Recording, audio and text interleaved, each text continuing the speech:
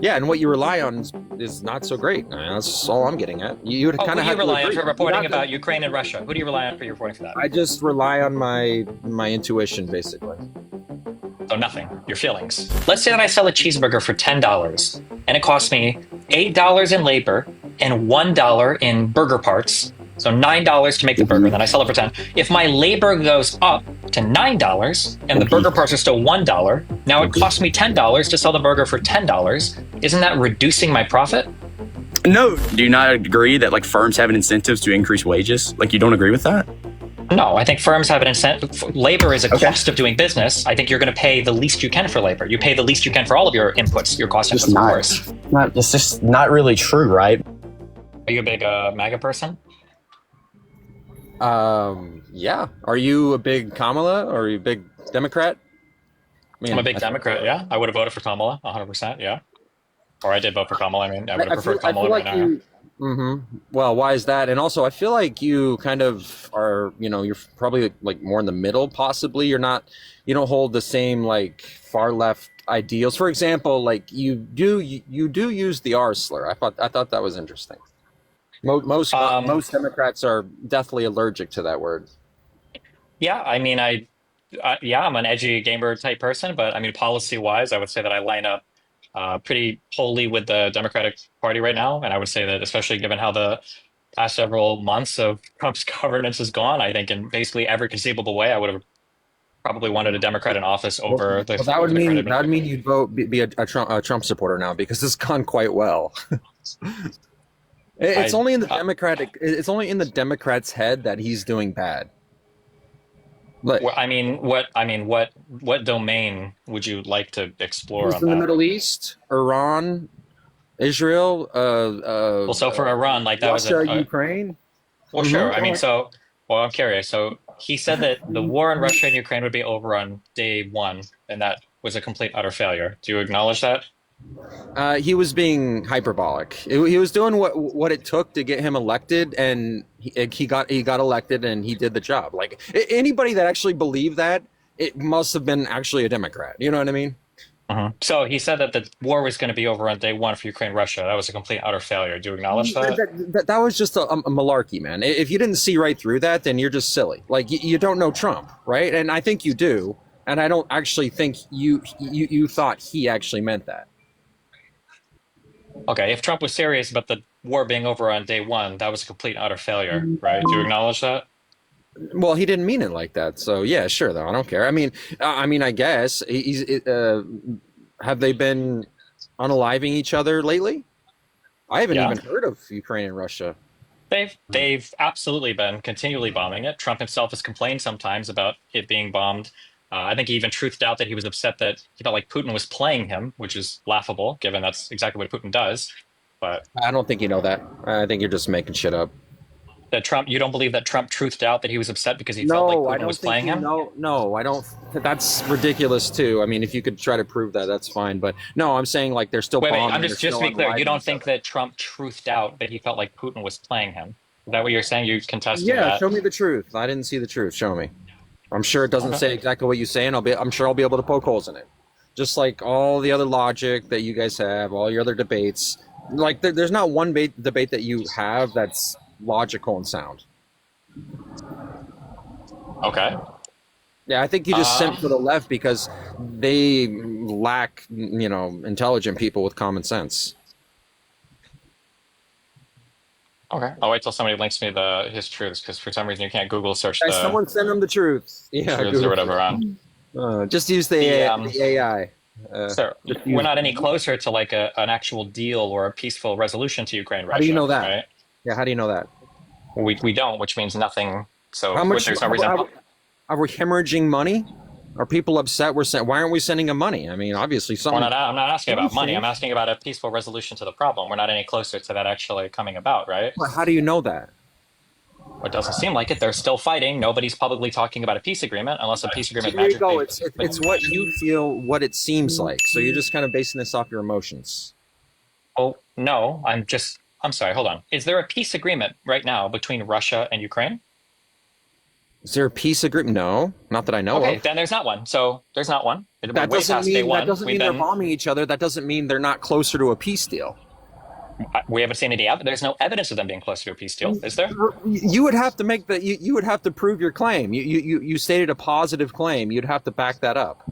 But when I ask you, you're like, well, it doesn't seem like it. Like there's no actual deal. Sorry, when I say it doesn't seem like it, what I'm saying is that there's no evidence of them being any closer to a peaceful resolution.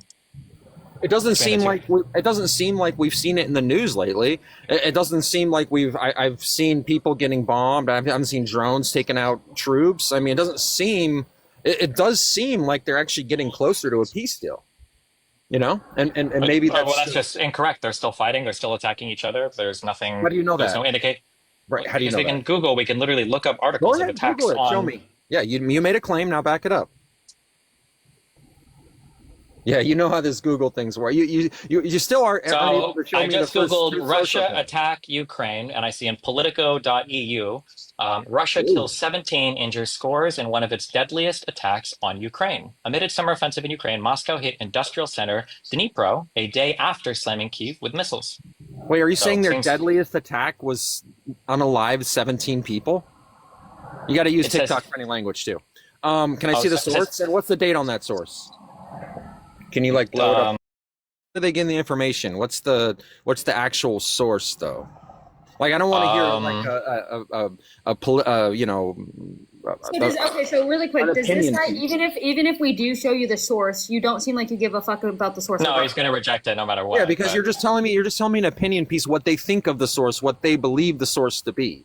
Or Well, this isn't an op-ed. whatever. This isn't an opinion piece. This is reporting done by Politico that seems to be relying on local authority. I can't read Ukrainian for what they're sourcing on this, so I can't.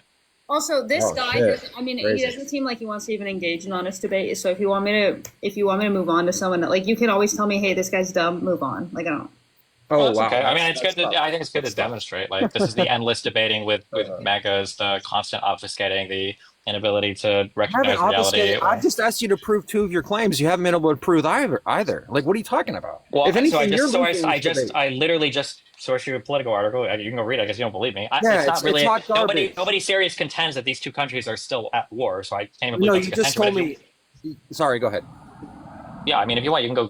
You can just Google the article I just said, or Mercedes can link it to you. You can tell me if you believe it or not, or if you think it's literally just a lie. Well, I mean, I'm not saying it's a lie. I just think it's an opinion piece based off of some source that you say isn't like Ukrainian, so you can't It's not decipher an where. opinion piece. It's reporting. What do you mean? If It's not an Politico op-ed. reported right now that Trump was the best president, everybody should vote for him. What would you say about that? Would you believe them? That's an opinion. Trump is the That's a best president hypothetical. ever. No, it's a hypothetical to test your logic. What are you asking me? I'm asking you, Politico posted right now that Trump was the best president. Everybody go and support him. Blah blah blah blah blah. Would you just take that hook, line, and sinker? I would believe that that's an opinion piece. Or well, let's say they said he brokered peace between the Middle East, Ukraine, Russia, and peace is on the horizon, and he brought gas prices down $50, and he saved a bunch of like 500 children. Sure, if they're reporting that, I imagine that there's probably a peace agreement or something that they've signed. I imagine that if gas prices come down, they're reporting honestly on the gas prices. Yeah, that would be a report would by you- Politico. And you okay? So you're just going to take that hook, line, and sinker? I don't know what you mean when you say hook, line, and sinker. I imagine they're reporting that. I would doubt they would just be totally fabricating numbers on their site. So I would probably believe the reporting on that. Yeah. I mean, if I'm skeptical of it, then I could dig through the underlying sources and see if I Why do you agree or say disagree with probably those. though? Right? Why do you say probably?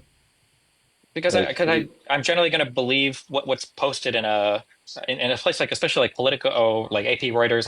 I'm generally going to believe factually reported things. People aren't generally going to make up, just like How do you totally know it's wholesale factual? fabricate.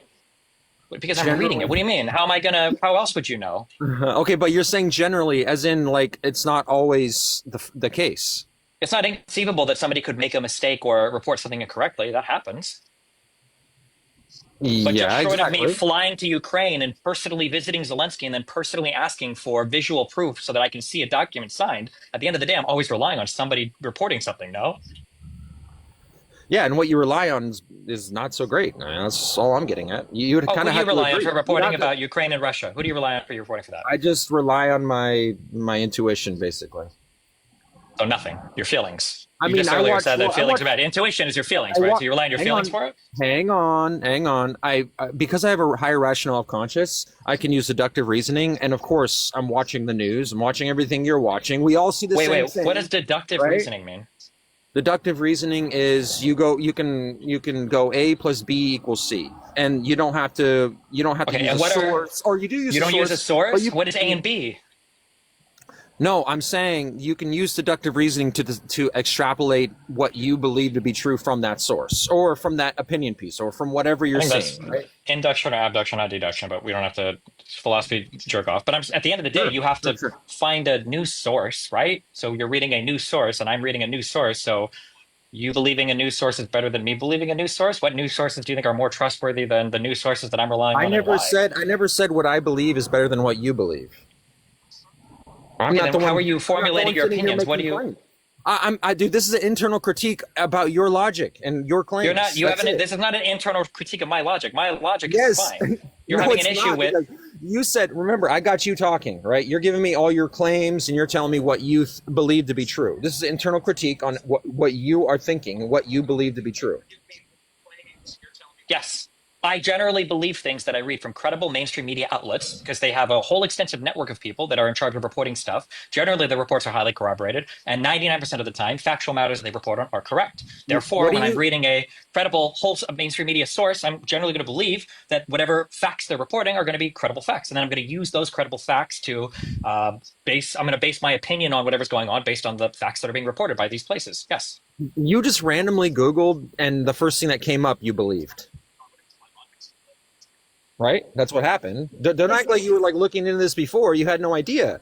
Is there You any? just Not, pulled up hold your on. Google No. machine. First of all, it's not that I didn't have an idea. I did have an idea. You asked me to prove it, and I did a source. I did a quick search using Google to go through news websites. I searched for You clicked the Ukraine first thing you Russia saw. attacks. The first thing I saw was an article from Politico. You know what the way they get to the top of that Google search is by paying, right? No, that's not how you get to the top of a Google search is by paying.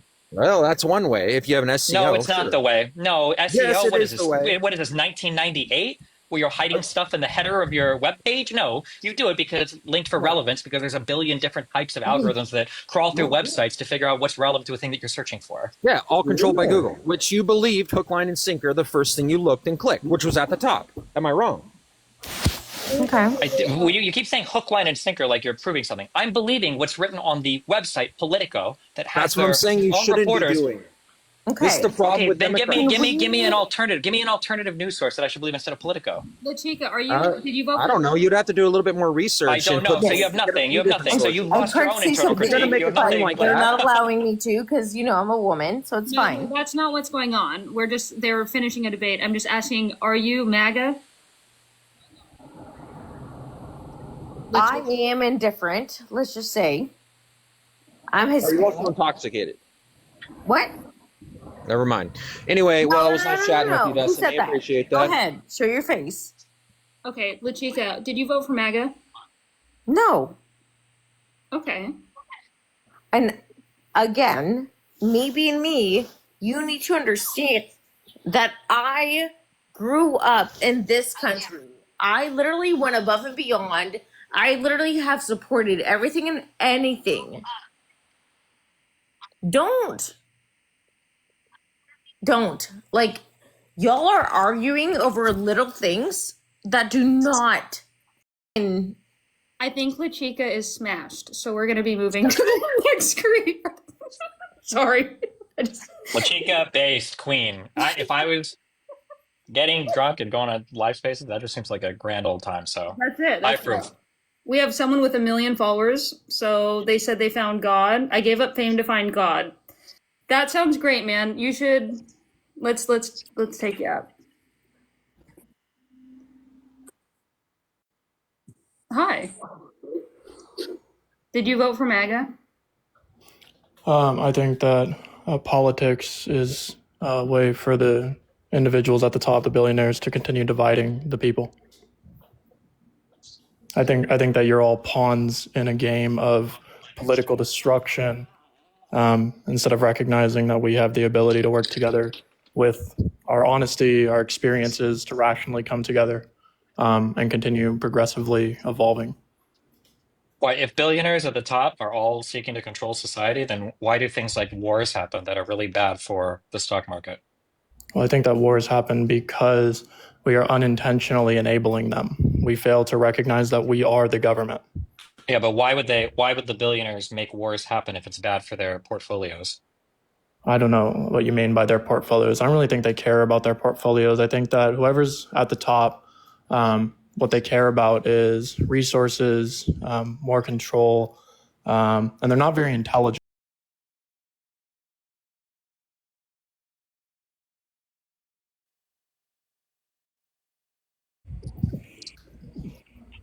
Yeah, like any evidence at all that this is like a true thing?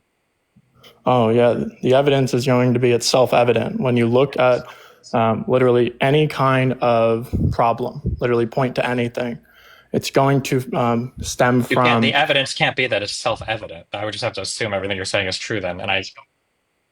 Oh, okay. So when I'm saying that people at the top are going to benefit off of division, this is just going to be synthetically true because the more divided we are, the more that they get to control us rather than us controlling ourselves. Wouldn't it be better? Wouldn't you be able to control a society that's more unified rather than a society that's more divided? No, the society would be controlling themselves. We wouldn't rely on things like money. We could have like barter systems. But why is a barter system better than money? Well, when we're analyzing money is going to, it's not actually analyzing like our skill set, right? It's just another form of manipulation. So like, let's say that you had the skill to fix my sink and I don't know how to fix my sink, right? Mm-hmm. Then we work together as a community and you are willing to go and help people with their sink because our unity is all that we need. Okay, let's say that my skill was fixing like complex problems with your plumbing, but it takes me like 2 days to do that project. What am I supposed to eat while I'm working on your plumbing? How do I get food if I am only able to do that skill? Well, the more organized that we are, then the more like the farmers would want to be farmed. Like we all have an intrinsic desire, right? Sure. Right. So the intrinsic desire is going to be reflected within a social model if we're safe enough to reflect that. So the farmers want to farm, and through their farming, they get to provide. Wait, why would farmers want to farm? It's their intrinsic desire. We just went over this. No, you asked if we have intrinsic desire. I think we do. I think for like things that are pleasurable and fun, but I don't think it's fun to farm. I don't think you have an intrinsic desire to work. Then you wouldn't be a farmer, right? I think that there are people like my father-in-law. It loves farming. Okay, he's a farmer. If your father-in-law wasn't getting paid for it, do you think he would farm for free? Yeah, I grew up. I think he loves farming. Yeah, if there wasn't a societal need for like money, yeah, he would still want to farm. He loves farming. Yeah. Do you think people feel that way about? Or sorry, go ahead. I was saying I grew up farming. That's all I've ever done, and I literally just did it because it's what put food on the table. And then like when I continue farming in the future, it's to make money. I don't know if you've ever been in the fields, but I just don't think that's because I have an intrinsic desire to be out there. Yeah, I don't think we could fill every single job in society with an intrinsic desire to do a particular job. I don't know if we have enough people that would want to be heart surgeons or want to be farmers or want to be tailors or craftsmen or whatever. Yeah, I mean, I think that this does exist when there's a need. We're talented, evolved enough, sophisticated enough to fill these slots. And I think that you're seeing this, right? Like you experience that these discussions just create more division. They create more turmoil. Well, to be clear, we don't see that anywhere. There's never been any evidence in all of human history. The only evidence that people will work is usually in exchange for something. That's why even your alternative to money was another type of currency or transaction, which was bartering. What we would be getting is the fulfillment of our social, like if it's true that we are social creatures, then our intrinsic desire is to be able to achieve together socially without manipulation. So like, think of it like this. Do you agree that me and you are speaking a different language right now while operating under the same alphabet? Depending on how you want to define the words, sure. Well, yeah, everything is just going to be based on how we're defining the words, right? Well, I mean, but what you just said was reductively meaningless. I mean, like, we're speaking the same language if the language is English, but if you mean we have a different concept of how the world would work. English is not an alphabet. The alphabet is whatever I don't know what it's called. It's characters or whatever. English is the language we're speaking. Yeah, so we have, okay, so we don't have like an English alphabet? There is an English alphabet, but English is the language that we're speaking. The Right. No, script the is like language, Latin or whatever. I don't know, whatever. the language that we're expressing is operating under a specific alphabet that is conveying personal truth that we find meaningful. That's how we communicate. This is Jordan. All right, regardless of all of this, the point of this live is obviously to talk about politics. You don't want to talk about politics, but if I can bring it to something that does relate to it, you yourself said you don't play the game that is politics. So are you saying that you didn't vote in this last election? Oh, no. I vote for the people. And who did you vote for in the last election that represented the people? I vote for us. I vote for communicating with people to help them understand their privatized personal language system, not to tell them that they're wrong or to destroy them or to be a linguistic terrorist, but to show that me and you can say different words or think that something could be beneficial. But if both of our words are truly good, then we can meet somewhere in the middle. That's what I vote for. That's what I believe. Okay, I understand that, but isn't there one administration that is trying to take away those words that you can say to others versus another one that promotes actual free speech? Wouldn't you want to vote for the party that does do that? I mean, I think if you're not gonna vote, then why are you? I mean, the conversation's not going to really go anywhere because it's going to go in circles with this. That was Jordan Peterson's long lost son. So we're going to go on to Dor. Thank you. Yeah, I mean, that guy, I don't know. Me? Are you talking about me? Yeah, Trump's #1 guy. 17. Proof nuke. Yeah. I'd like to talk about immigration. Is that all right? Yeah. Yeah, so I advocate for a complete, basically, moratorium on immigration. I believe we should take almost the most restrictive stance as possible. I don't think immigration is beneficial to society or the country, or at least our country. And I'd like to defend that proposition. I mean, immigration is clearly beneficial in a number of ways. It just matters what you care about the most, I guess. What are the things you're trying to protect by restricting immigration? Well, what do you mean by, well, you say it's beneficial in a number of ways. We can go over the number of ways you think it's beneficial, and then we can go from there. I mean, labor is literally one of your most important inputs for an economy. It increases the supply of labor. It increases the ability for businesses to operate. It increases the amount, or decreases the cost of goods and services in society, so people can buy more stuff. Would you agree that an increase in the supply of cheap labor would also bring down wages? Would you agree with that? Yes, increase in supply of labor puts a downward pressure on wages. Would you agree that an infinite upward pressure on wages is bad? An infinite, not necessarily, no. You think you can have an infinite upwards pressure on wages, and that could be a good thing? For the most part, yeah. I mean, that's why. Would you be supportive if Biden wanted to do?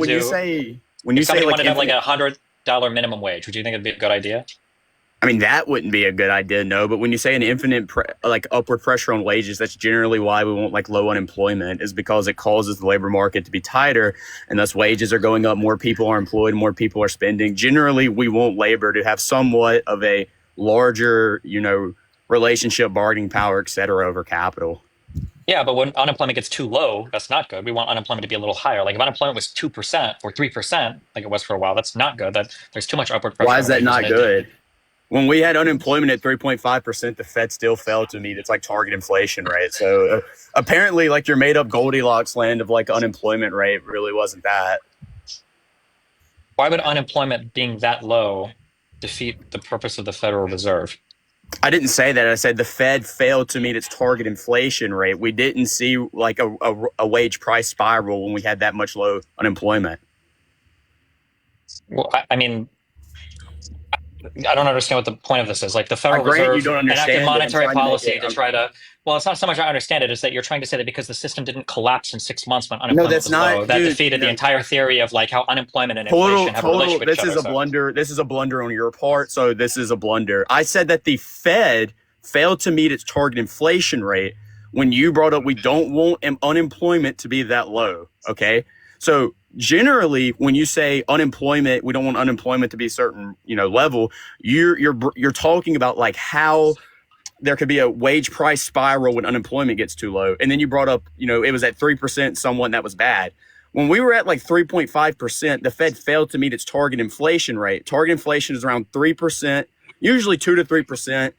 during that time period, it was around 1.9%. I'm saying there wasn't that large increase at the price level when unemployment was that low. I advocate for full employment, and Unemployment being that low was a thing for a long time. And when unemployment was that low, the cost of labor in the lower parts of the American labor like quintiles was growing quite rapidly.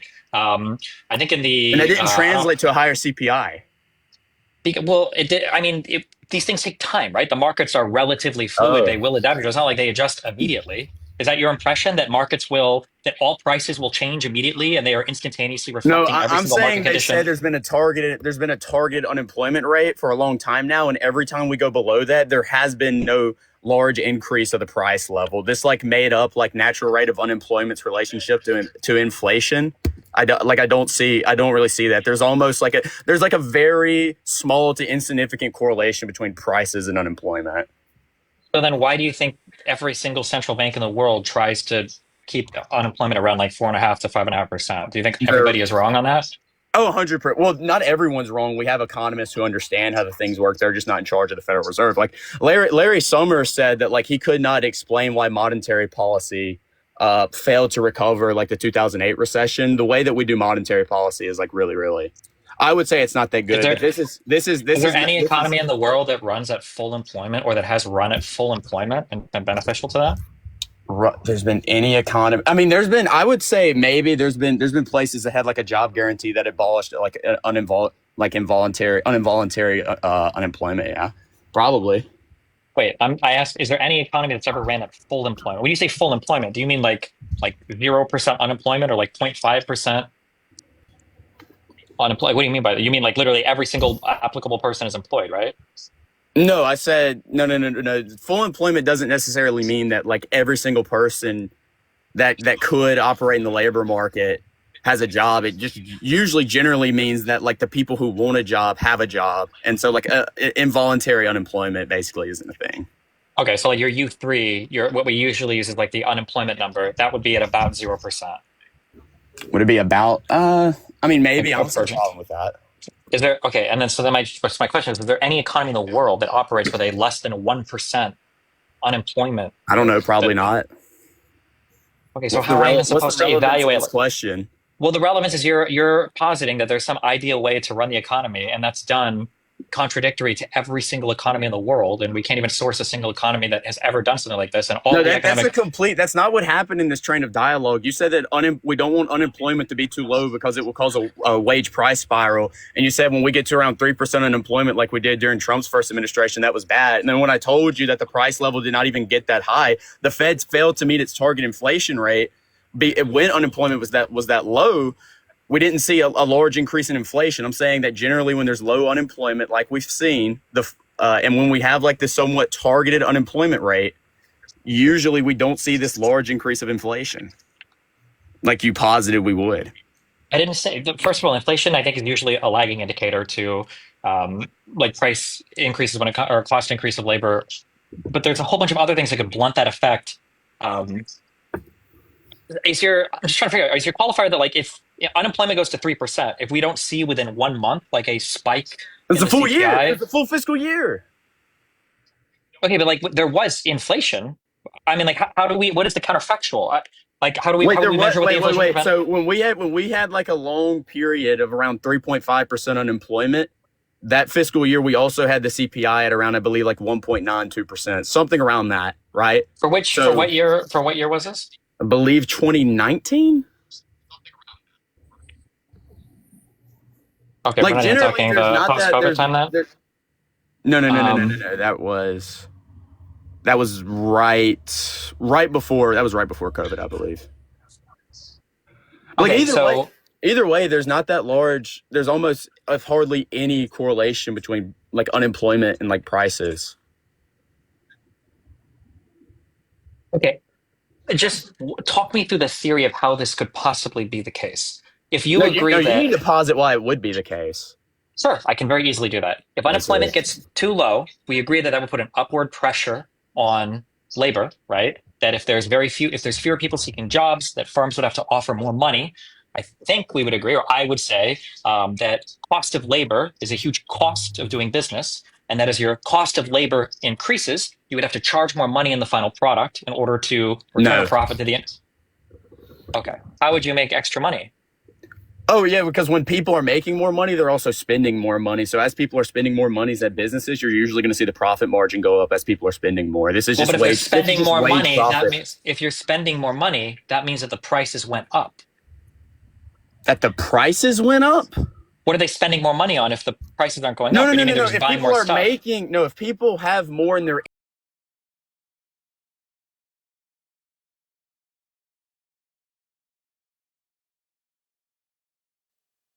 more things because they have a larger income. Yeah, but the cost of manufacturing those things is increasing if you're paying more money for labor. Labor is a huge component of the cost of manufacturing. This is simply, this is just wage. Dude, this is just like wage profit. This is just like wage profit stuff, right? If people are Hold on, making, wait, hold on. Stop. That sentence doesn't mean anything. If I'm a manager at a restaurant and I am sending food out to customers and I've got to pay my employees a certain hourly wage, if that hourly wage increases, I'm going to have to increase the cost of the stuff. why is it? No, that's not necessarily true at all. Almost every time there's a minimum wage hike, you don't see that large increases of cost of goods. We're not talking about empirical. You wanted to do theoretical, and I'm saying We can theoretically. do both. There's no Let's do the theory. If I have to pay more money to my employees, okay, you can run away from the empirics. I'm not running away from anything. If I have to pay more money to my employees, why wouldn't that increase it would be, hold on, well, let's do this once at a time. If I have to pay more money to my employees, you agree that that would decrease my profit margin, right? Well, it matters why the wages are going up, right? So if there's an increase of wages, there's a couple things that could be happening. Productivity could be going up. And there could just be a general increase of wealth into the economy. If people are making more money, they're also more likely to be spending we're not that talking money. about any of that. We're talking about a restricted supply of labor, not an increase in labor productivity. We're talking about a restricted supply of labor such that I have to offer more money to hire the same employee to do what another employee would have done for cheaper. I understand that. So if I'm paying more money to an employee per hour to do the same work that they would have done before, that means that my profit is decreasing per item sold. That's not okay. So there's two things that could be happening. Okay, just because there's an increase of the profit, like the not the profit, the production process, because this whole initial conversation is about there's an echo. There's an echo. Yeah, where's it coming from? Is it coming from me? I don't know where it's coming from. I just know I can hear myself talk. It might be more. This initial conversation was about the cost of goods. Okay, so if wages are going up and the cost of labor is going up, okay, that is true. That's going to cause the production process to go up, right? Obviously. No, wait. This should be wait. I don't know why we're going all the way. This is a very simple question. If it costs me, let's say that I sell a cheeseburger for $10, and it costs me $8 in labor and $1 in burger parts, so $9 to make the burger, and then I sell it for $10. If my labor goes up to $9 and the burger parts are still $1. Now it costs me $10 to sell the burger for $10. Isn't that reducing my profit? No, that does not necessarily reduce your profit because there's multiple things that could mediate that increase of cost of labor, such as there could be an increase of productivity, right? So now people are making more burgers, right? No. So now they're selling more burgers. We're not increasing productivity because that's what happens when you increase wages. No, that's not what happens when you increase wages. It is. Okay. No, you're talking about increasing wages by restricting the supply of labor. If you restrict the supply of labor, what you're saying is that the acquisition of labor is going to cost more money because the supply of labor is going to go down, right? So the demand for that labor is going to be higher, so the cost of that labor is going to increase. You're not talking about an increase in productivity. We're merely talking about a restriction of the supply. So if we're restricting the supply, when people get paid more money, their productivity goes up because they have a larger incentive to work because now they're getting paid more money. Do you understand how that firms just naturally? No, I don't. Why wouldn't firms just naturally just pay people more money?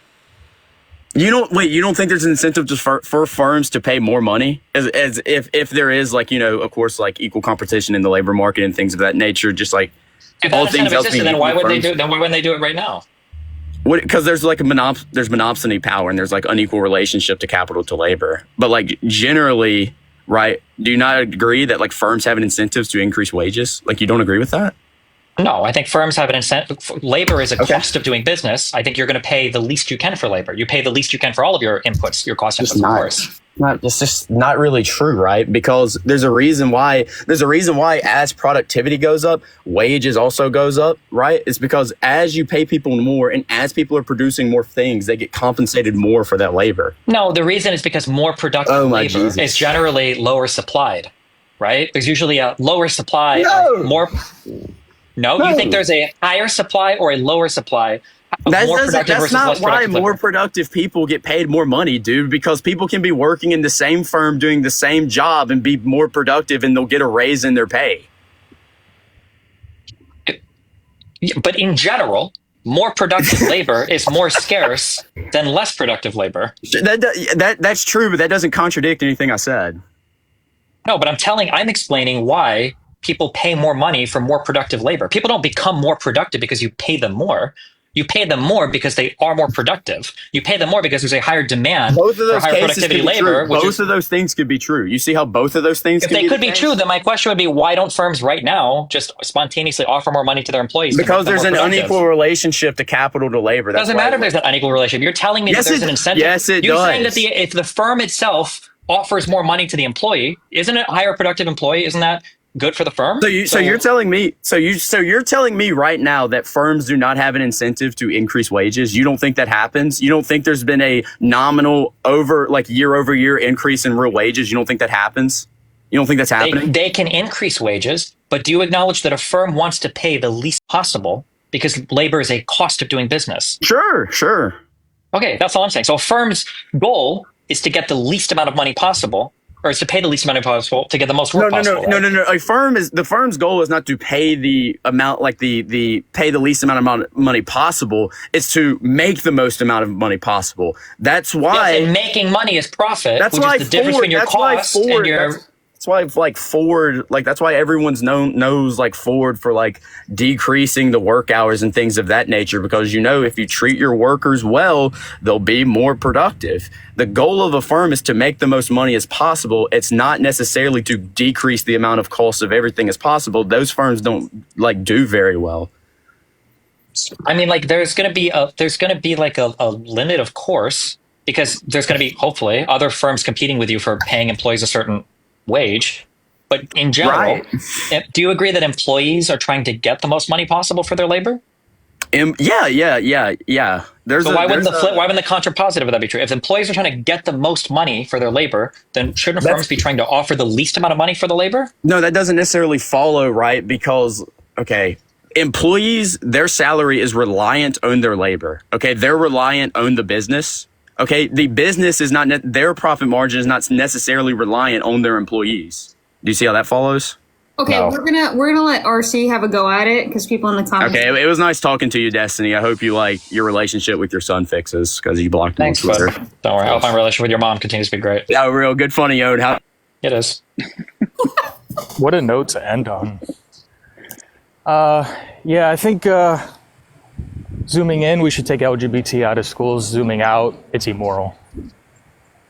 Gay kids should be kicked out of school, or what does that mean? No, stop teaching the LGBT agenda to children in public schools. What is the LGBT agenda? Talking about these adult sexuality. Don't tell children that. Let the parents tell them that if they want. RC, don't tell language that won't get the live ban. I'm sorry. What did I say? What did I say that I can't say? Smexuality. I know it makes it sound like a bunch of immature 5-year-olds. I get it. It sucks, but it is what it is. The smexuality of adults don't need to be taught to children. If the parents want to teach them that leave it to the parents, but not teachers. You don't think it would be relevant for some author, artist, leaders background that they might have an alternate orientation? It's not their moral obligation to tell children that are not their kids that. No. It's not about a moral obligation. It's about teaching the facts of history. Well, it's immoral though. These relationships are immoral, and they're trying to they're desensitizing it and making it seem like it is normal and fine, and it's not. So we have a clash. So what about if premarital relationships? Should all of those be avoided as well? If people aren't married, should they not report that people had kids with somebody? Or I'm talking about children in public school. Yes, and I'm talking about, should you teach children if a leader or two people had a kid who weren't married yet? No, don't tell. what classroom is that at all appropriate to tell children that are not your kids about romantic relationships of adults? History class? History class, they need to talk about adult romantic relationships to children? Well, like if you're like the people that live in the... Because that's perverted and gross, that's why. That can be your opinion, but not everybody shares the same opinion as you about that, right? But we're taxpayers, and most taxpayers' parents don't want their children learning this perverted worldview. So Then why don't you just leave it to the can't parents? Can't they just vote on that then for their school district, and then they can figure out what they want to teach in their schools? Yeah, they can do that, but I'm telling you my position. So why should children learn about adults' sexualities from someone that's not their parent in public school? Why is that even appropriate? Because school is a place where you go to educate people, and hopefully where people can get educated, and sometimes people's...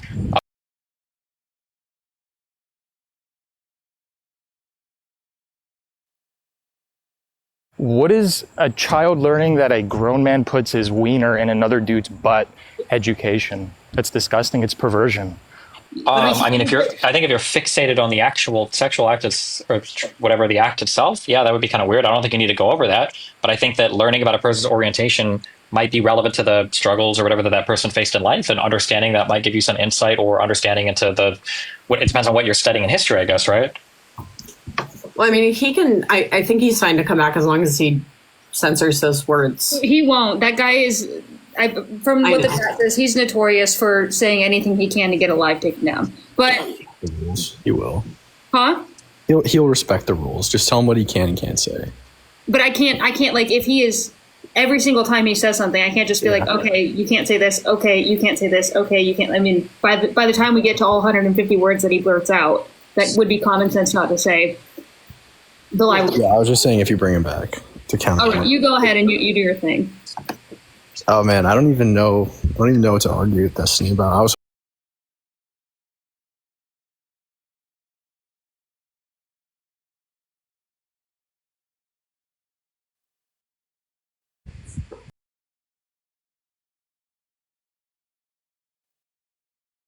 Stop. You're just nearby. When it comes to bombing, when it comes to attacking Iran, I would say that this is a direct result of like tearing up the JCPOA and not having any other type of deal in place. And that Trump's hostility towards Iran, tearing up the JCPOA and not having any other type of deal in place. And that Trump's hostility towards Iran didn't seem to serve any positive purpose for anything. Okay. Do you think that like Israel strikes on Iran were justified? Yeah, probably. I guess. Yeah. Okay. So your only contention is going to be mostly like leaving the agreement. I think that's a huge part. Yeah, I think that we're at where we're at right now because of Trump's reckless approach to the Middle East. Yes. Okay, and so if there was like let's say Trump like entered office and there was no agreement and it wasn't that he left the agreement, would you say then that the strike was just or unjust? I mean, I think the strike can be just or unjust regardless of whether there's agreement in place or not, right? Well, I mean, you wouldn't want to violate an agreement, but I mean, I understand why both sides are doing what they were doing. But I don't think that, I think that Trump's recklessness drove us to the point where we had to strike Iran, or Israel felt like they had to strike Iran. Okay, perfect. So, but you think that like with it absent an agreement that the strike was justified, you felt we had to do it basically? Yeah, I think so. Yeah. Okay. Fair enough. Yeah, I don't have like I don't know that I would have like a super strong position on like staying in or leaving the agreement. I think that it's very difficult to police nuclear programs in the first place externally without using force to prevent nuclearization. Like we tried to do with Israel, obviously that didn't work. They were actively developing nuclear weapons as we monitored their facilities. I'm not saying that Israel shouldn't have nuclear weapons. I think they probably should. But we have tried to police nuclear programs in the past and it hasn't worked, even with inspections. So I think that being in an agreement that we think will prevent Iran from having nukes, I don't think would prevent them from having nukes in the first place. I also think that... Yeah, but at the very least, if we had an agreement and they were violating the agreement, you could build like an international coalition and you'd have way more like moral and legal and international authority. Yeah, but I think by that to- point it'd probably be too late, right? Like if they're No, if they're you could literally do actively- the exact same thing you're doing now, but if they were in violation of the agreement, you'd have more international authority to do what you were doing. Yeah, but if they already have nukes by the time you've built your case in your international coalition, it just seems largely ineffective. I think that most You don't have to build. international Wait, you don't have to government build actions your are case. ineffective. The case would be built as they were in violation of the JCPOA. Right, but to take action, right? Like you're saying, to take action, you need to like build an international coalition and go through like international channels, right? At this point, by the time you manage to get all the international politicians on board with whatever you want to do, it's too late. Iran already has a bomb. So I think that I don't know. No, I don't know. Wait, hold on. I don't know why you keep saying this. No, Governing you don't have action to do any of that. You could say we have a JCPOA. It's not, they're not following it, and now we're going to go in. If somebody wants to join us, we can do this on an incredibly expedited timeline. There's no rule that says we would have to wait months and months to. So what's the difference between doing it with or without the agreement? Well, because What's the without point? the agreement, Iran has little incentive to actually follow any kind of structure to refrain from going after nuclear weapons. So Donald Trump laid on all the sanctions and started attacking the country as much as possible, like economically. So, of course, Yeah, from I think Iran's they- perspective, I I think- think them pursuing weapons was reasonable. It makes sense why they're doing it. I think they always have an incentive to pursue nuclear weapons, regardless, because Israel has nuclear weapons. So, like, I think they did it before because Obama was able to release funds to them that have been locked up. Like you could put them on a path towards economic Right, yeah, stability. like giving Like you it- would I want to don't- incentivize them or massage them in a way where, look, there's a good reason not to pursue nuclear weapons because you get these benefits. But then Trump took all of that off the table when he left the JCPOA.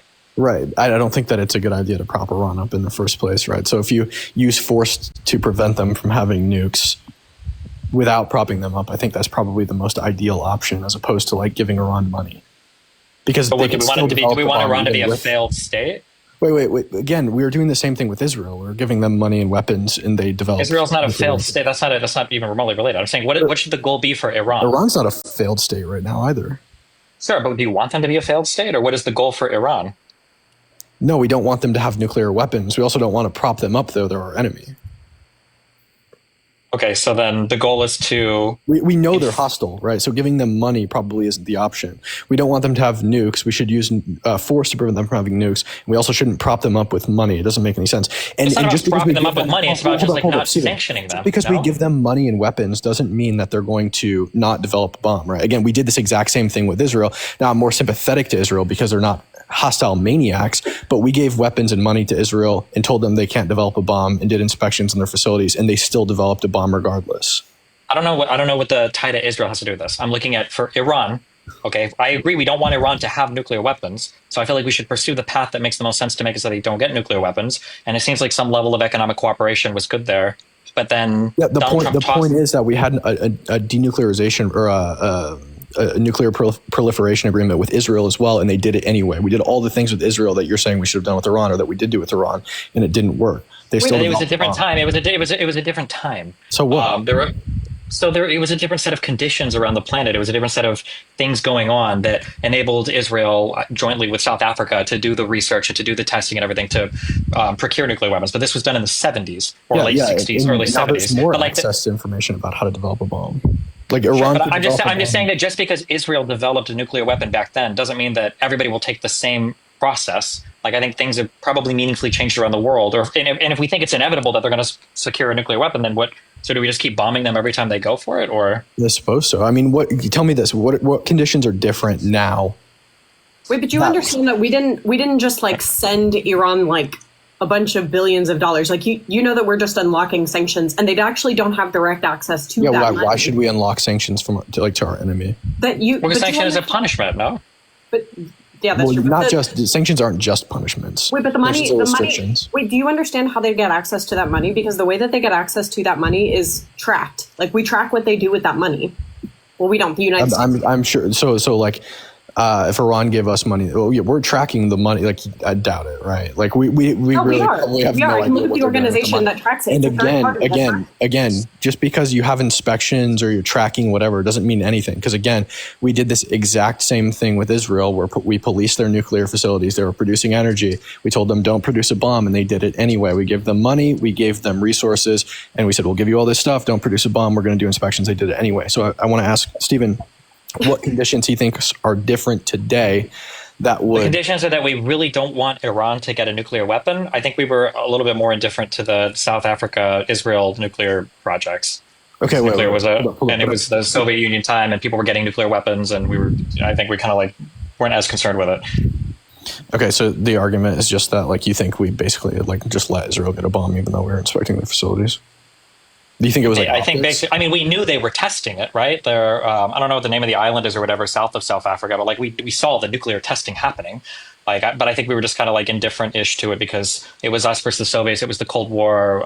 Like we didn't have the strongest opposition in the world to Israel getting a bomb. Like, do you think we had the same opposition to Israel getting a bomb back then as we do to Iran getting a bomb now? No, I don't. No, you're right. I think that we probably pretty much let them get a bomb. But like, regardless, I still think that, like, whether or not we, do inspections in their facilities or whatever, I still think that that doesn't stop them from getting a bomb. Because, like, in reality, we don't have people on the, like, we don't have, like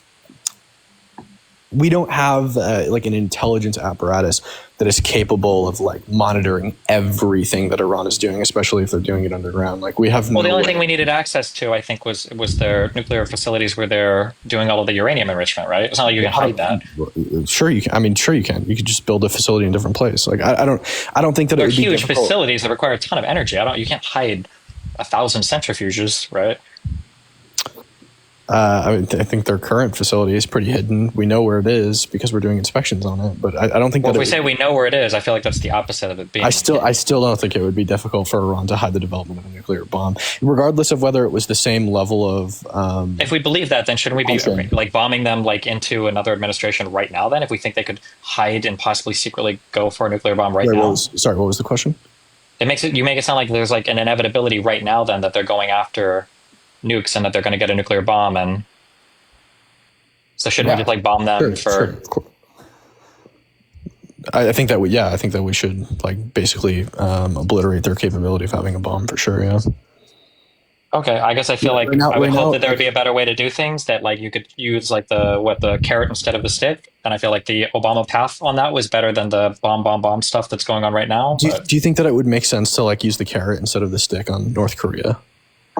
I think right now probably not, but they already have nuclear weapons and they're a little bit supported by China. So I think that when you have like an erratic totalitarian dictatorship that is religiously fundamental and like has vendettas against you and your ally that runs so deep that they're burning your flag in their alleged parliament, which isn't actually a parliament, I don't think that you can use the carrot. I think that you have to. I mean, Americans literally burn their own flags right now on the street, so I don't know how relevant that is. I think that all of the evidence has shown over the past couple of years, or a couple decades, Iran is definitely not an erratic state. Like, they're pretty rational actors. They don't do like insanely crazy unhinged stuff. Like, it seems like for the most part they act a way you would expect a rational, reasonable state to act. What do you mean they don't do like random unhinged stuff? They're the largest state sponsor of terrorism in the entire world. They fund Hamas that carried out the October 7th terrorist attack. What do you mean they don't do erratic stuff? Yeah, but if they're operating via proxies, right, they're doing it because they want to maintain some sense of legitimacy as a country. And that type of plausible deniability or plausible extension shows that they're not just an insane, unhinged fundamentalist state that would, because otherwise they would just do it themselves. They wouldn't. They wouldn't. They're doing it through proxies, not to maintain legitimacy. I don't think they care what like the international community really thinks of them.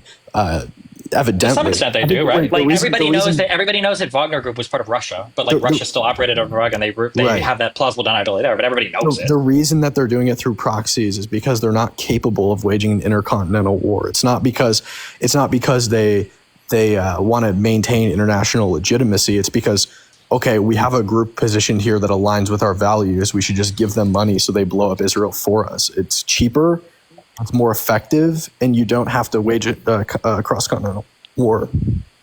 Yeah, these things all sound like rational actors conducting warfare. But they were irrational. They would just try to rally up their army and go do a ground invasion of Israel, or just like constantly shoot missiles. It's not rational. Killing over 1,000 people and funding the killing of over 1,000 people and thousands of missiles going into Israel aren't rational things because they're doing this. Wait. How is that not rational? If you hate a country, you want the people to die, and you're trying to kill them. Isn't it super rational to fund proxy groups? Wanting all their people to die is not rational. How is it irrational? You can't hate a country it's irrational to hate a country and want every person in that country to die. The people who were killed in October 7th largely weren't military targets. It sounds like you're using rational and irrational in place of like thing I agree with and thing I disagree with, or thing I like and thing that I don't. No, it's erratic. Like you could be. It's not erratic at all. It was very intentional and targeted. What is rationality, Destiny? rationality is in there is some outcome that you hope to effect, and you want to maximize, in this case, the state, like your own survival. So you would take just having an outcome and acting strategically on that outcome is rational. So like if I buy a gun and go shoot up a school, that's a rational action. Bro. If your goal is to just in a video game, Minecraft. In a video game. If your goal is to remove children from class as much as possible, then yeah, that would be irrational. That's crazy that you would agree that that's irrational. It's erratic and irrational. Wait, stop saying erratic, because you're throwing that in there. What's the difference between rational and irrational? I'm just operating off of Stephen's definition. He said that rational acting is any time that you seek to achieve something and go about the appropriate measure. Yeah. So like, for instance, if I really wanted my girlfriend to love me, and then I text her and call her 5 million times because I feel like she's not returning my calls quick enough, I would say that person is being irrational. That's not very irrational, because you're literally not going to effect the outcome. Sure. So then I'm just like using like when I say irrational, I'm not speaking in terms of like it's what's the best way to put this? I'm not saying rational or irrational in terms of I have a goal and I know how to logically carry out that goal. Are you saying something like against like your first order interests or something like that? Like sure, probably. Or like that might be a weird. I think that's kind of idiosyncratic. Yeah, no, it makes. I mean, what Destiny's saying makes sense. That is like probably a legitimate definition of rational, but unlike not in the colloquial sense. Like when most people say, like this person is a school schmooter was being irrational, or it's irrational to schmoot up a school, right? I think most people would like consider that irrational, but they're not talking about it in the sense of this person had a goal and logically acted. I mean, we can use different words if we want, I guess. But it's important when we're talking about a state, because rationality and irrationality, I think, are important because they help you predict the actions of the player, right? And Iran, for all intents and purposes, is a rational actor, and they give a forewarning before they attack sites. They did it with the base in Qatar that they bombed. Yeah. They did it after we killed Soleimani. So this is a rational actor, and the way that you would treat them would be a lot different than you would treat. I would argue somebody like ISIS. ISIL, I don't know what I can say on here. I would argue that that was an irrational actor. These people were actually insanely fundamentally driven, such that like if I had to choose between those people having a nuclear, I don't know if I can say that, weapon versus like Iran, I would choose Iran a million times over. Because Iran is a more rational, self-interested actor that isn't going to do things that would immediately cause it to self-destruct. Whereas if the other people in the desert had a nuclear weapon, I think they might self-detonate it in a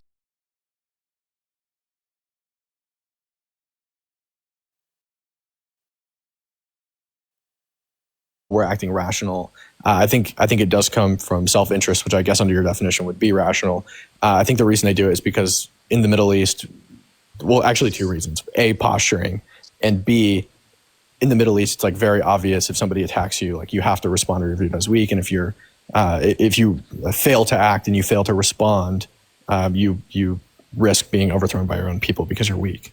Now, Iran is probably less susceptible to that risk because they're a more stable country than others. But I mean, that's almost the same as like what we're doing. At least the first condition is almost the same exact like reason that we go and bomb Middle Eastern countries. Because like we can't be seen as weak. We have to be the strongest military in the world. Like exactly, yeah. Well, yeah. Also because like look at 9/11 for example. If Al Qaeda was to like blow up the 2 biggest towers in the United States and murder 3,000 people and we did nothing, that would just tell other fundamentalist groups like, go ahead, it's fair game, nothing will happen to you. Which is again the same reason why Israel had to retaliate after 10/7 or whatever. Yeah, so I mean, I guess my only point is that if we agree that Iran acts with rationality, that they don't want to collapse as a regime and they want to get something done, that if you use the carrot, that they might be more incentivized by economic activity and the growth of their economy, and the people might like that more, and the leadership would be more stable, rather than just constantly bombing them and expecting something magical to change. I guess that's how I feel like it'd be a better way to lead, but that's my perspective on it. Yeah, aren't you a libertarian? Like, do you not hold to like the gentlest means principles? Oh, how did you know that? I don't hold. So I'm like I'm like a minarchist in terms of like government action on its people, but I think that it's very difficult to maintain libertarian values when you talk about geopolitics and foreign policy. Like most libertarians, I think would probably not want any war, right? But unfortunately, war is a fundamental fact of reality, and it happens, and it's the world we live in. So it's like very difficult to hold libertarian principles on the international stage as it relates to war and foreign policy. I mean, I still don't think that like there's been a reason given why we should use that type of approach versus the other type of approach. Like, especially if you're typically a libertarian, like I'm not sure why you wouldn't apply that type of gentlest means principle here. Like that. Yeah, because these aren't like the act. So like generally when I'm talking about like libertarian theory and like capitalism and how I think the government should govern its people, I'm going to be again talking about how the government should govern its people. These are defensive actions. They're not how the government should govern its own people. The only way this would apply is like let's say there was a one world government, which I don't support, right? Then you could, if two regions go to war with each other, two states within this world government go to war with each other, you could apply like libertarian principles to prosecute each of them in some way, but that would still probably result in war. So in terms of like war and international conflict and foreign policy, it's really impossible to apply libertarian principles, I think. But what would okay, but I mean, look, you're giving me the reason why you would apply it in the United States specifically for our people.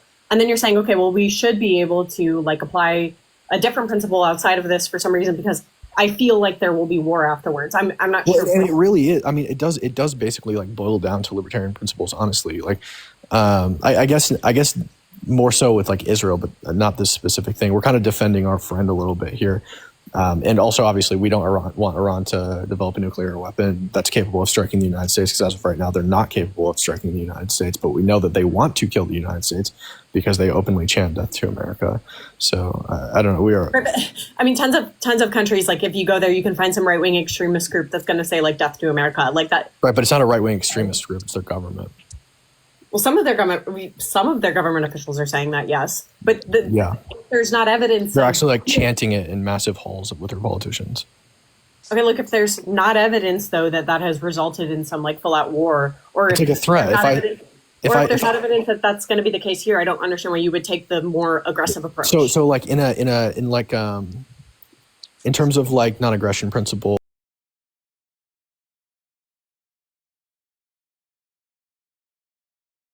Look you in the face and say, I'm going to pull out a gun in 10 seconds and shoot you. I think that you should be able to pull out a gun and shoot me first, because I've now threatened aggression towards you. I think, Mercedes. I don't I'm it's okay. Their brain is working fine. It's okay. Leo Bain, would you like to give us a go? Yeah, let's go. Perfect. So I mean, I'm kind of with the guy on like Iran screaming death to America.